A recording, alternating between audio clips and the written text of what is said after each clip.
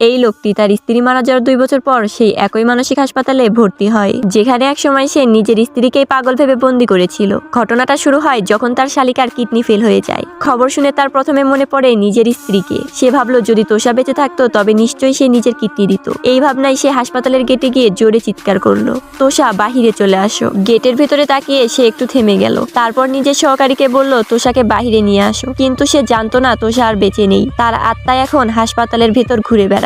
Gate ধীরে ধীরে খুললো, আর ঠিক তখনই সেই মহিলার আত্মা নিজের মৃত্যুর স্মৃতি ফিরে পেল। 1 বছর আগে দুজনের মধ্যে ছিল গভীর ভালোবাসা, কিন্তু একদিন মানুষটিকে বাঁচাতে গিয়ে তার কাজিন মারা যায়। তারপর সেই কাজিনের স্ত্রীকে মানুষটি নিজের বাড়িতে নিয়ে আসে দেখাশোনার জন্য, কিন্তু সেই শালিকা ছিল লোভী। সে সম্পত্তির লোভে তোষার নামে মিথ্যে অভিযোগ তোলে, আর একদিন তাকে ধাক্কা দেয় সিঁড়ি থেকে, যার ফলে তোষার গর্ভপাত হয়ে যায়। স্বামী কোনো প্রশ্ন না করেই সেই মিথ্যা বিশ্বাস করে, আর শাস্তি দিতে নিজের স্ত্রীকে নিয়ে যায় এক দূর অজানা মানসিক হাসপাতালে। তাকে পাগল ঘোষণা করে বন্দি করে রেখে আসে। রাতের বেলা তোষার স্বামী কয়েকজন লোক নিয়ে হাসপাতালের ভেতর ঢোকে। যখন একজন গার্ড বাধা দিতে যায় তখন তারা তাকে মারতে শুরু করে, কিন্তু তোষা গার্ডটিকে বাঁচাতে নিজেই সামনে চলে আসে। তার এই সাহস দেখে গার্ড চুপ হয়ে যায়। সে সারা জীবন কৃতজ্ঞ থেকে যায় সেই মহিলাটির প্রতি, কিন্তু শালিকা চায় তোষার জায়গা পুরোপুরি নিজের করে নিতে। তাই সে তোষাকে উপরের তলা থেকে ফেলে দেয়। যখন দেখে তোষা এখনো বেঁচে আছে তখন নিজের লোকেদের বলে ওকে বেঁধে ফেলো আর জেলের মতো ঘরে বন্দি করে দাও। নেক্সট পার্ট দেখতে ভিডিওতে লাইক করো।